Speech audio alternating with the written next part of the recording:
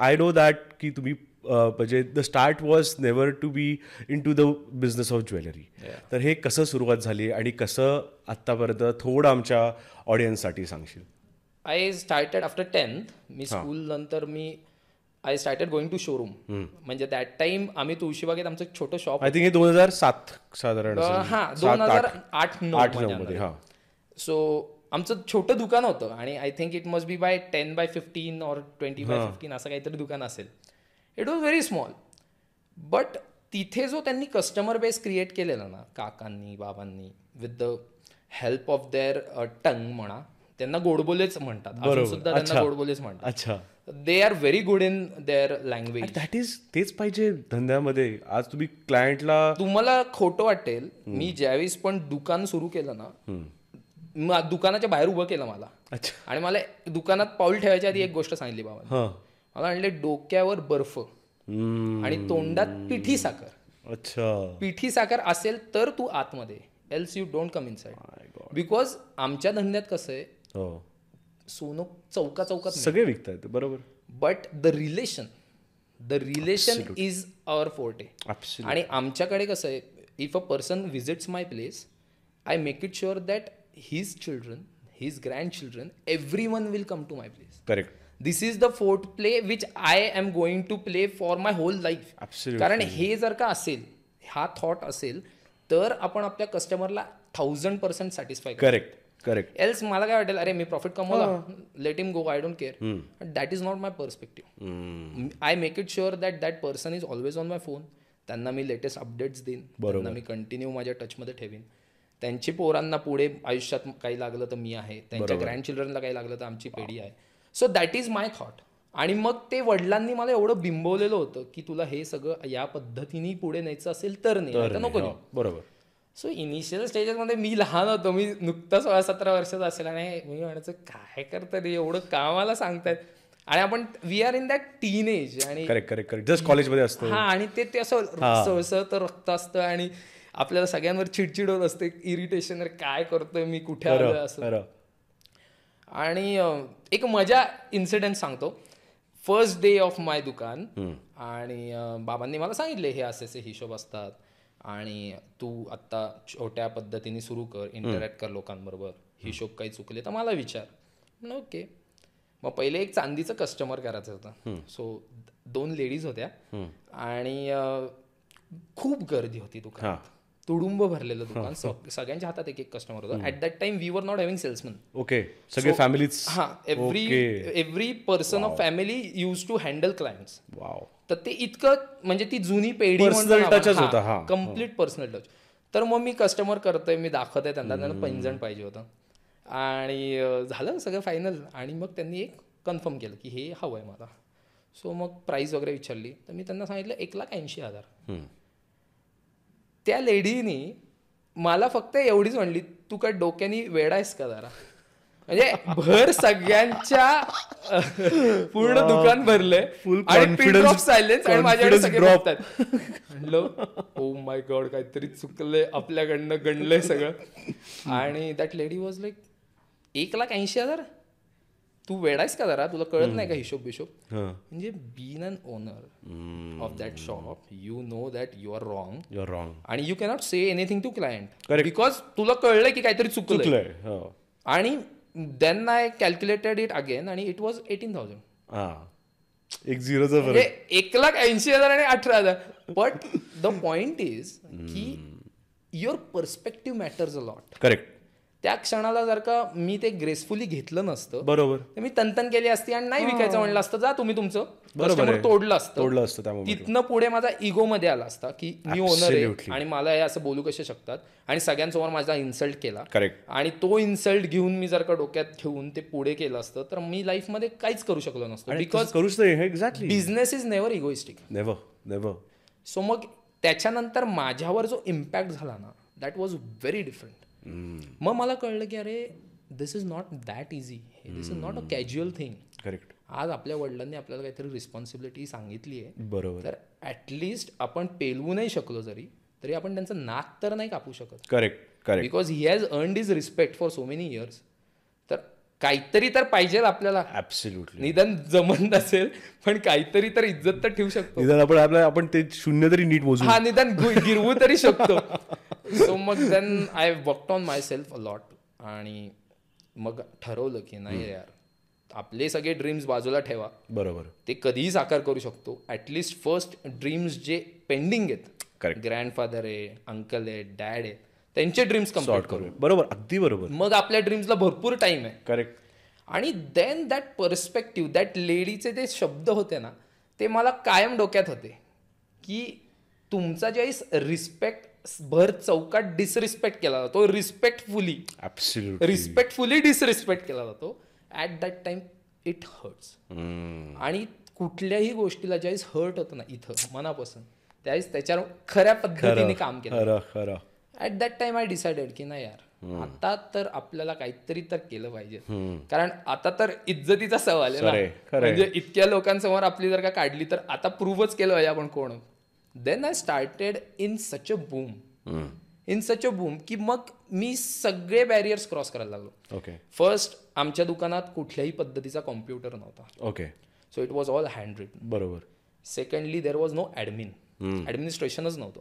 There was no hierarchy, there was no delegation of authority. बरोबर. Everything was 100. माझे बाबा सगळं बघायचे. He use to do data entry, he use to do customers, purchase, sales, marketing, everything. Account सुद्धा ते बघायचे. म्हणलं बाबा तुम्ही इथनं असा नमस्कार आहे, तुम्ही कसं करतात एवढं? म्हणजे एखादा माणूस मरून जाईल या पद्धतीत. पण ह्याच्यामध्ये काय झालं, ही सॅक्रिफाईस्ड अ लॉट. बरोबर. आणि ते मला दिसतंय. इतकी वर्ष हे कन्सिस्टंटली हे करत आलेत आणि he is not crying. Correct.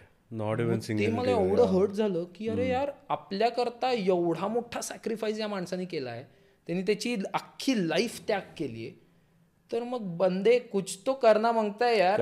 Correct. At least not for you but for him. At least तू त्याच्या सॅक्रिफाईसला तर काहीतरी, at least to make his life easy, बस तेवढं तर काहीतरी कर. Then I took all the things in my scenario. I was getting my education in BBA. So मी 12वी नंतर BBA केलं, PGDPM केलं, and everything was classified. बरोबर. So मी मार्केटिंग आणि फायनान्स असं दोन्ही केलेलं. राईट. त्यामुळे मजा काय यायची की मी जसं एज्युकेशन घेत होतो, त्या एज्युकेशनचे बुलेट्स मी माझ्या बिझनेसमध्ये वापरत होतो. आणि माझ्या वडिलांना, आईला, माझ्या फॅमिलीला मी कायम नमन करीन.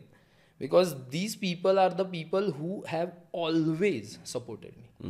त्यांनी मला एक खूप भारी गोष्ट शिकवली. ते म्हणतात तू चुका कर, एक नाही, 1000 नाही, 100 वेळा नाही, करोड वेळा पड, पण पडल्यानंतर उभा राहा. आणि दुसरी गोष्ट, जी चूक केली ती परत नको करू. बरोबर. तर माझा जो पर्स्पेक्टिव्ह आहे ना लाईफचा, तो फार इझी झालाय की I know that I am going to get wrong, किंवा माझ्याकडनं काहीतरी चुका होणार आहेत, किंवा फेलियर, फर्स्ट इज फेलियर. त्यामुळे मला फरकच पडत नाही. बिकॉज आय नो की सम हाऊ मी पुढे एक पाऊल टाकत मी कुठे ना कुठेतरी पोचतोय. बरोबर. तर हा जो पर्स्पेक्टिव्ह होता, हा मी बिझनेसमध्ये अनालाइज करायला लागलो. आणि मग त्याच्यामधनं प्लस पॉईंट असा होत गेला की एज्युकेशनमुळे you get the bullets. Correct. You get the fineness. आपल्यामध्ये काय चुका होत आहेत, able to understand the faults in our system. Exactly. तर मी ते फॉल्ट स्टडी करायला लागलो. आता एकदम छोटे फॉल्ट्स होते. आता बाबा use to do everything in written format. तर ह्युमन एररमध्ये काही होऊ शकतं. एक्झॅक्टली. मग मी कॉम्प्युटर आणला. कॉम्प्युटर आणल्यानंतर एक आपलं सोल्युशन तयार केलं. सोल्युशन म्हणजे आपलं एक सॉफ्टवेअर. सॉफ्टवेअरमध्ये आपल्याला काय लागतं ते सगळं बनवून घेतलं. सो मग हळूहळू द ट्रान्झिशन स्टार्टेड टेकिंग. ह्याच्यामध्ये प्लस पॉईंट हा होता की माझ्या डॅडनी किंवा त्यांचं जे काय ऑर्गनायझेशन होतं, he was able to control it efficiently, although he was also ready to transit it. Okay. Correct. म्हणजे when you are having that control, तुम्हाला ट्रान्झिशन अवघड असतं. बरोबर आहे. You let go things. काय थिंग्स नाही, ट्रान्झिशन म्हणजे I have seen plenty people, they are not ready to transit. Exactly. त्यांना ते आवडत नाही आणि ते चेंजला पण कम्फर्टेबल नसतात. आणि ही जुनी पिढी आहे ना, म्हणजे जेवढं मी बघितलंय, they are that kind of की रिजिड असतात. थोडं त्यांना टेक्नॉलॉजी वगैरे सेव्ही नसतात. ते म्हणतात नाही यार, आणि आय एम ओके लाईक दिस आणि नो ट्रान्झिशन. बरोबर. पण माझ्या डॅडमध्ये एक प्लस पॉईंट होता, ही इज हायली टेक्नोसेव्ही. हां. आणि त्यांना आहे ना नवीन गोष्टी आवडतात. म्हणजे it is a very good point for me की मी जे काय करायचो ही यूज टू अप्रिशिएट. बरोबर. ठीक आहे, चल फेल झाला काय प्रॉब्लेम नाही प्रसाद, होतात चुका, काय परत करू, एवढं काय टेन्शन घेतोय. करेक्ट. सो मग त्यामुळे ना मला बूस्ट मिळायचा. अरे आपले बाबा आपल्या बरोबर आहेत, he is the only person who is taking care of everything, आणि तोच म्हणतोय मला माणूस की अरे सगळं ओके, तर मग आपल्याला टेन्शन काय. बरोबर. Then I started doing all the things which were necessary. मग मी ऍडमिनिस्ट्रेशन लावलं. मी ज्या स्टार्ट केलं त्यावेळेस माझ्याकडे हार्डली 5 लोक होती, 2 कारागीर होते आणि 3-4 लोक बाहेर काम करायचे पॅकिंगचे. ओके. आज माझ्याकडे 300-350 लोक काम करतात. Wow. So it is like हळूहळू आम्ही लोकांना ऑथॉरिटी डेलिगेट करायला लागलो. ऍडमिनिस्ट्रेशन सेट केलं, ऑफिस सेट केलं, परचेस डिपार्टमेंट सेपरेट केला, त्याच्यानंतर अकाउंट्स डिपार्टमेंट सेपरेट केलं. ह्याच्यामुळे काय झालं, बाबांना आहे ना एक कळायला लागलं की एक ऑर्गनायझेशन कसं काम कसं. See he is himself he is some kind of university. बरोबर. कारण त्यांच्याकडे जे पोटेन्शियल आहे ते कोणाकडेच नाही, बिकॉज त्यांनी सिंगल हँडेडली इतकी वर्ष हे केलेलं आहे. So it is very difficult. Exactly. पण कुठला तरी माणूस कधी ना कधी तरी सेटबॅक होतो. ॲब्सोल्युटली.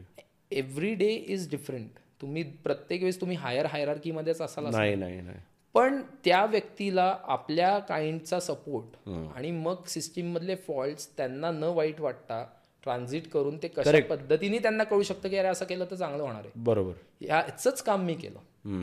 आणि education played a very big role की मला ते काय म्हणतो आपण चांगल्या पद्धतीने समजवता आलं. करेक्ट. कारण ही लोक आहेत ना, ह्यांना फक्त समजून सांगणं गरजेचं आहे. Exactly. If they understand it well, he will change, the person will change. बरोबर. मी तेवढंच केलं, त्यांना फक्त समजून सांगायचं बाबा हे केलं पाहिजे. ते म्हणायचे तुला पटतंय तू कर, मी तुझ्याबरोबर आहे, ओके करून दाखव. करून दाखव. इझी आहे, तू करून दाखव. अशा गोष्टी काय काय काय काय सेट करत गेलो. He started gaining confidence. At the age of 21 he gave me power of attorney. Wow. की प्रसाद हे तुझ्याकडे, you do whatever you want, मी माझ्या गोष्टी बघणार नाही. म्हणलं बाबा असं काय बघतायत, म्हणजे तुम्ही ठीक आहे, तुम्ही एवढा मला चांगला सपोर्ट करता, you are respecting me with such a big thing, but I want you forever. म्हणजे मी तुमच्याकरता करतोय की मी माझ्याकरता करत नाही. ते म्हणले बघ वाट, मी तुझ्याबरोबरच आहे, पण जे डिसिजन मेकिंगची जी ताकद तू करतोयस ना, स्वतःमध्ये आणतोयस, ती महत्वाची, आणि त्याला मी तुला बळ देतो. ती त्यांनी जास्त एक्नॉलेज केली. येस. माझ्या वडिलांनी कायम मला हा प्रोव्हिजन पुढे आणून दिलेला आहे लाईफचा, की तुझ्यामध्ये डिसिजन मेकिंग क्वालिटी चांगली आहे. बरोबर. So you polish that. See every single person is a diamond. बरोबर. Every single person. Correct. Every one have that kind of difference in their own body, की ते जर का कट आणि पॉलिश केले ना स्वतःला, तर they can shine brighter like hell. आणि this is my guarantee on every person. Every person is special. फक्त आहे ना त्या समोरच्या व्यक्तीला किंवा त्या व्यक्तीला कळलं पाहिजे की आपल्याला क्वालिटी काय. करेक्ट. करेक्ट. माझ्या वडिलांना ती क्वालिटी दिसली माझ्यामध्ये, आणि ही स्टार्टेड पॉलिशिंग इट. बरोबर. आय डोंट नो त्यांनी कसं केलं, पण मला ते उमजत गेलं की हे तुझ्यामध्ये आहे आणि हे तुला करायचं आहे. सो मग I started taking my decisions. बरोबर. मी हळूहळू लक्ष्मी रोडचं दुकान ओपन करायचं ठरवलं. When my uncle was there, त्यांनी ती प्रॉपर्टी घेतलेली होती, आणि it was shut down for almost 10 to 12 years. Okay. Because of sudden demise त्यांना ते ओपन नाही करता. बाबा was not of that mindset की हे सगळं मी एकटा कंट्रोल करू. बरोबर. Then first was my uncle's dream, की त्यांना ते लक्ष्मी रोडचं दुकान ओपन करायचं. सो मग लक्ष्मी रोडचं दुकान ओपन केलं आम्ही. देन माझ्या वडिलांचं ड्रीम होतं की आपलं तुळशीबागेतलं दुकान व्यवस्थित झालं पाहिजे. सो आमचा मागे वाडा होता, तो पाडला, आम्ही 3 मजली ते पण दुकान केलं. वाव. सो ते एक दुकान, लक्ष्मी रोडचं दुकान. Then we started with Rajwada. Rajwada couture is something which is very unique. त्याच्यामध्ये ब्रँड्स कोऑर्डिनेट करतात एकमेकांना. ओके. आणि it's a very different thing. आमच्या व्ह्यूअर्ससाठी जरा सांगशील राजवाड्यामध्ये. सी इन मीन वाईल आम्ही प्रोडक्शन पण स्टार्ट केलं. So we are into जे आधी करत नव्हतं. सो ट्रान्झिशन असं झालं की when I use to sell the products, it was me all the time. बरोबर. समोर असायचो काउंटरच्या. तर I started analysing what people need. Correct. आणि आपल्या इथे ना, आपल्या इथे एक फार खंत आहे म्हणजे या गोष्टीमध्ये, ज्वेलरीमध्ये, की we people are never bothered of developing anything. बरोबर. नवीन इनोव्हेटिव्ह. हा, we just bring stuff and we sell it. जे आज चालतंय ना, किंवा बॉलिवूडनी दाखवलं तर चालतंय तसं करायचं. म्हणजे दीज पीपल आर प्लेंटी, आपल्याकडे स्किलफुल लेबर आहे, but they don't want it because त्यांच्याकडे विजन नाही. करेक्ट. मग मी म्हणलं, अरे यार, आपल्याकडे काहीतरी आहे. बरोबर. म्हणजे आपलं अस्तित्व आज पुणे हे पेशव्यांमुळे जाणलं जातं. एक्झॅक्टली. पेशव्यांनी अटकेपार आपली नेलेली आहे बाउंड्री. एक्झॅक्टली. तर we are someone, then why we are forgetting who we are. आपण पेशवाई का विसरलोय? आपण ब्राह्मण लोक, आपला समाज आज फ्लाय होतोय सगळीकडे. They are immensely educated, they are so highly in every field they are high. Every field. मग ते वाय दे आर फ्लाइंग आणि why they are forgetting our roots. Absolutely. मग आय थॉट, यार नाही यार, काहीतरी चुकतंय. सगळेच जण फ्लाय व्हायला लागले तर मग पुण्यात कोण राहणार आहे? सगळेच अमेरिकेला जायला लागले. हा, मग आय मेड अ थॉट की आपल्यामध्ये काय आपण ते शोधून काढू.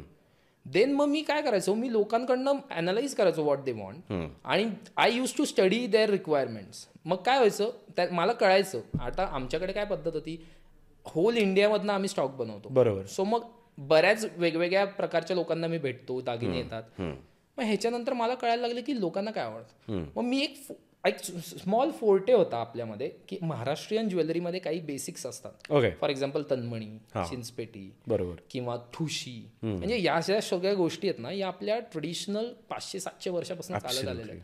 आणि ज्या की they are so beautiful, very beautiful, they are timeless. आणि इतकं एलिगंट दिसतं ना ते. It is like so beautiful, तुम्ही कुठल्याही फंक्शनला वापरा आणि it can go for ages. तर मग मी I started developing stuff in such a scenario where you don't forget your roots, but still it is of that era. Correct. मग people started connecting it. Timeless हा अशी jewellery बनवतो जी traditional पण आहे, जी आजच्या एरियाला पण घेऊन चालते आणि इट इज वेरेबल. करेक्ट. सो मग आय गॉट अ थॉट की अरे आपण काहीतरी इनोव्हेट करू शकतो. बरोबर. Then we started with manufacturing units. मग आपण पहिले गोल्डचं स्टार्ट केलं, मग डायमंड, मग polki. Now we are having silver furniture units. Wow. So आता आपण अशा स्टेजला पोहोचलो की आपण चांदीचं फर्निचर बनवतो. My god. आणि coming back to the point of Rajwada आपण अशा करता केलाय की राजवाड्यात सगळं furniture is of silver. Okay. So त्यामुळे तर name is Rajwada. It's solid silver आणि त्याची थीम इज पेशवा थीम. अच्छा. सो मला असं करायचं होतं की we are in the heart of the city. बरोबर. शनिवारवाडा आपल्या इथनं 100 मीटर 200 मीटर अंतरावर. So why not make our fort so classy की when the person comes inside he feels as if he is a king. आणि we are kings dude. आपण राज केलाय इंडियावर, अख्ख्या इंडियावर आपण, राजस्थानपर्यंत. Then why not to force our self to live like that again. Absolutely. आणि जर का आपले वंशज असे होते तर आपण पण तेच ब्लड कॅरी करतोय. तेच ना. Then why not to take it ahead आणि show that who we are. Exactly. मग मी अख्खा आपला जो काय शनिवार वाड्याचा सीन होता तो सगळा स्टडी केला आणि मी अख्खं बर्माटिक लाकडामध्ये सगळं कार्व करून ते आर्चेस, त्या जुन्या हंड्या, चांदीचं furniture. Why? Because Peshwe were very fond of silver and gold. Right. आणि ते कायम तसेच जगले. बरोबर. दर्जा तो दर्जा का आपण विसरलो? का आपले अँसेस्टर्सनी तो दर्जा आपल्याला दाखवला, का सेट केला त्यांनी? मी सगळं चेंज केलं. मी सांगितलं की बसतील आपले कस्टमर तर चांदीवर, चहा कॉफी घेतील तर चांदीच्या कपबशीमध्ये चहा कॉफी, पाणी पितील तर प्रॉपर ग्लासमध्ये सिल्वरच्या पाणी पितील. ह्याच्यामुळे काय झालं, the person coming inside started feeling special. They found that अरे यार हे काहीतरी वेगळं आहे. इथे आल्यावर आहे ना एक वेगळं फिलिंग येतं. See I am not that person की ज्याला शो ऑफ वगैरे असल्या गोष्टी आवडतात. पण माझी जी थॉट प्रोसेस होती of making Rajwada is not forgetting my roots. Correct. Is not forgetting my mythology. बरोबर. आणि जर का मीच विसरलो तर माझ्या पुढच्या पिढीला कोण सांगणार आहे? ॲब्सोल्युटली. आपण जर काही नाही केलं त्यांच्यासाठी तर ते त्यांना जेवढं आपल्याला माहिती ते पण नाही करणार.